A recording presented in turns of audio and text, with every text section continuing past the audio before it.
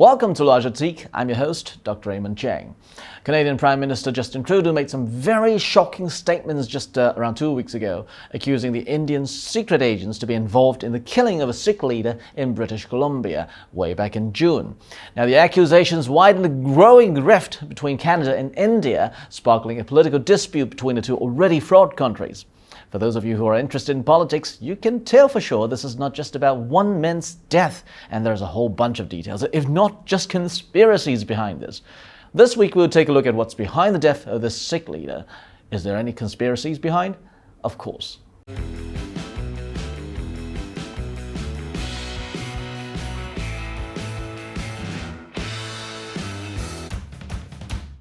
Now, we said we're going to talk about the assassination of the Sikh leader. Now, here is what we know. Who is Hardeep Singh Nijjar and what happened? Now, Hardeep Singh Nijjar was 45 and was born in the northern Indian state of Punjab.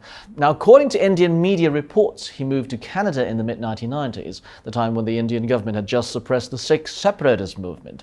And before that, he had made several unsuccessful attempts to travel to Canada.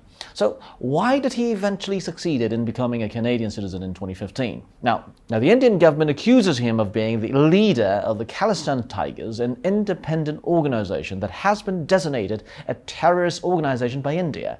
India issued an arrest warrant for him on November 14, 2014. What puzzled me is that according to the records, Nijjar is listed in 2015 within India as India's what they call the CBI wanted list. Now, if he was in that list, how come he could move to Canada? Now remember, if someone already has a criminal record, they generally don't get to migrate to anywhere else except for really special political reasons. So why is that? And that you need to know what happened in 2015 in Canada. Now, if we go back in time, the former Canadian Prime Minister was Harper, and he was in office from 2006 to 2015. Now, what he did in his last year of office was to pass the Canadian Anti-Terrorism Act 2015. Now, what does that tell you? Okay.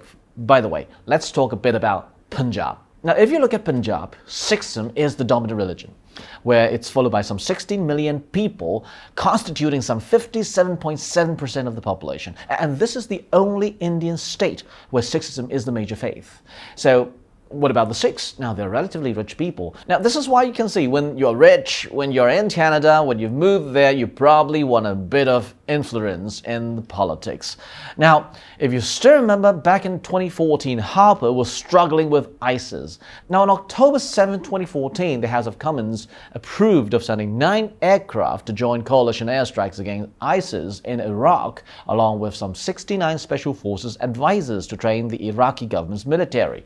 And adding to the fact that quite a lot of these Sikhs were actually in the Canadian Parliament, so what happened is, if you want the support, you have to be lenient to those people. So what happened was, Nijjar's application to migrate to Canada was approved, along with many other Sikhs. Now, according to a post on X, formerly Twitter, by Canadian Immigration Minister Mark Miller, Nijjar became the director of Guru Nanak in 2010, a Sikh temple in Surrey, British Columbia. Now, at this point, Nijjar is officially a Canadian. Now, what happened is India then issued another arrest warrant in 2016. Now, that was after Nijjar obtained his Canadian citizenship, alleging that he was involved in a conspiracy to transport ammunition to India using paragliders. Now, in an open letter to the Canadian government in 2016, Nijjar called himself a Sikh nationalist who believes in and supports the Sikhs' right to self-determination and independence in the Indian state of Punjab through a referendum in the future.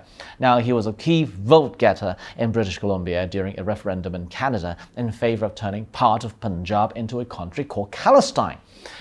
Now, in 2018, the Indian government accused Nijjar of carrying out multiple targeted killing operations in India. So he was in India, remember. Now, in February that year, Punjab Chief Minister Amarinder Singh provided Canadian Prime Minister Justin Trudeau with a list of wanted persons that included Nijjar's name.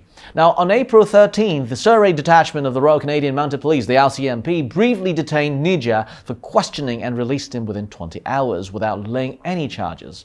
And the time now comes to July 2020. India designated Nijjar as a terrorist under the Unlawful Activities Prevention Act of India. And hence now, Nijjar is officially a terrorist. Now, in 2020, the National Intelligence Service of India is offering a reward of nearly $16,000 for any information leading to his arrest. In June 2023, Nijjar was shot dead near the Sikh temple he led. Now, okay, so what is Canada's position? Prime Minister Trudeau told the members of the parliament that the Indian government's secret agents were involved in Nijjar's killing on Canadian soil. Now, Trudeau said the evidence of ambush was based on intelligence gathered by the Canadian government and said he raised the matter in no uncertain terms directly to Indian Prime Minister Narendra Modi at the G20 summit in New Delhi this month. Well, wait. Is Trudeau not supposed to hide this info? I mean, what is his intention of exposing this? Canadian Foreign Minister Melanie Joly also announced the expulsion of an Indian diplomat who she said was actually the head of India's intelligence agency in Canada. Now, what was India's reaction? Now, the Indian government has strongly denied Trudeau's accusations. According to India's Ministry of External Affairs, Modi completely denies it. Now, in retaliation, India expelled a senior Canadian diplomat in India. The Indian government also hit back at Canada, accusing the country of harboring extremists and terrorists who continue to threaten India's sovereignty and territorial integrity. India has long claimed that Canada harbors Sikh terrorists and financed the creation of the Khalistan state. Now, in the past, Indian officials have accused Britain, the United States and Australia, well, where there are lots of Sikhs, of allowing separatists' movement in the country to go unchecked. Now, just last Tuesday, Trudeau dismissed India's denials. He said, "We're not looking for provocation or escalation." If you still remember, he actually told the media before flying to New York to attend the United Nations General Assembly. And he also said that we are simply stating the facts as we know them, and we hope to cooperate with the Indian government. Now, some said Trudeau was softening. Now, but from what I see here, does this whole thing sound reasonable to you? Why and why not? Now, let's roll back in time. G20 was between September 9th and 10th, well, 2023, of course, in New Delhi. And Modi sent strong concern about anti-Indian activities in Canada to Trudeau, especially about Khalistan separatists operating in Canada. So why is Modi complaining? Because there is a celebration in Canada about the assassination of a former Indian Prime Minister, Indira Gandhi. And recently in Canada, the 6 turn-up events, Khalistan referendum. Now, what does that mean? For Trudeau, he cared only for his votes. Now, his parliament, his trade. So for that, whatever you want to do, as long as not against the Canadian government, that's okay. But for Modi, he cares about the stability of the Punjab province. So while we're thinking of this as a dispute, now, wait a minute. Look at when the Canadian National Security Advisor traveled to India. Now, the Canadian National Security Advisor Jody Thomas traveled to India in August 16 to 19 and September 6 to 11, 2023, of course. Now, he arrived and left, and which means she arrived in and left India earlier than Trudeau.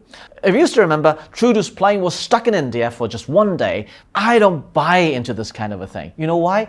Just back in June 2023, this year, New Zealand Prime Minister Chris Hipkins' plane to China was deemed so unreliable that a backup aircraft was flown as a backup. So what does that mean? If New Zealand can, why not Canada? And if that is the case, then that means Trudeau left behind for a reason.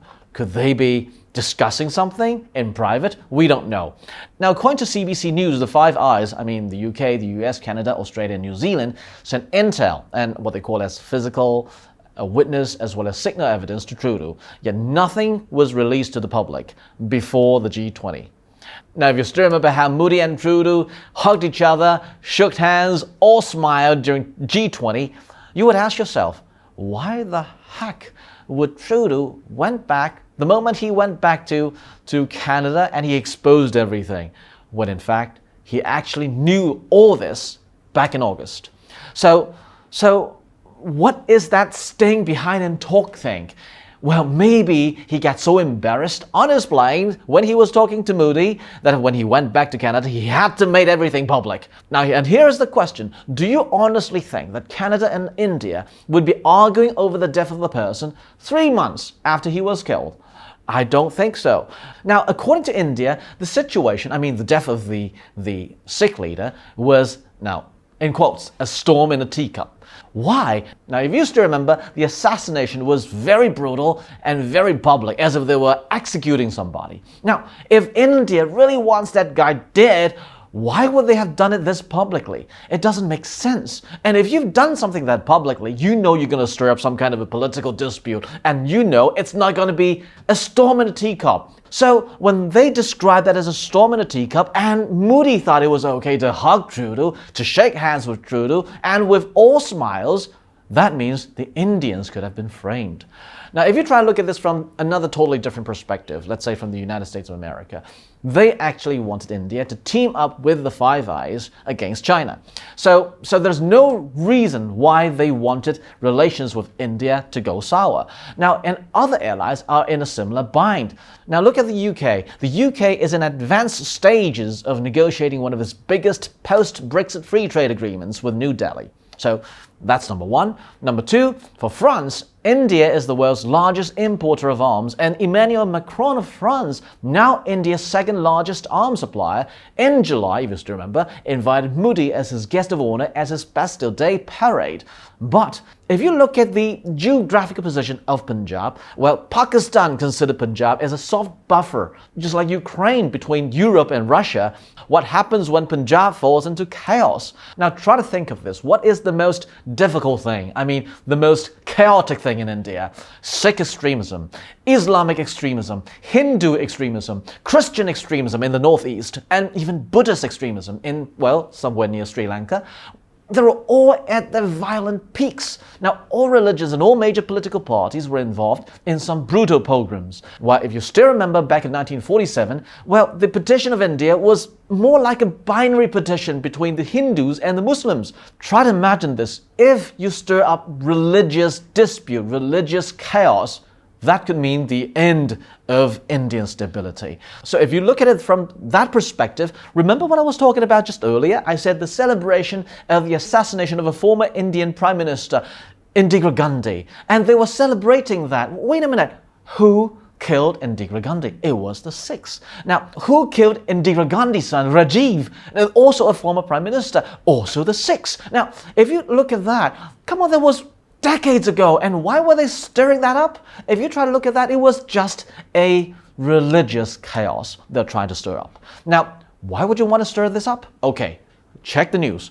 Now, on March 29th this year, the United States Army eyes a six-fold production boost of 155mm shells used in Ukraine. Now they're producing something like 14,000 a month, and they wanted to expand that to like 85,000 within 5 years. Now, according to the website, they said this is going to be used in Ukraine. Wait a minute, you sure you're going to be using that in 2028? Could the Ukraine-Russia conflict last that many years? I totally doubt. So with that kind of a production size in mind, who do you think would be using the rounds? Now, if you look at that, just 1 month earlier than the US press release, February 18th, India said they want to become the prime manufacturing hub for advanced 155mm rounds for all types, which are operated by over 75 armies worldwide. Wow, that's a big market.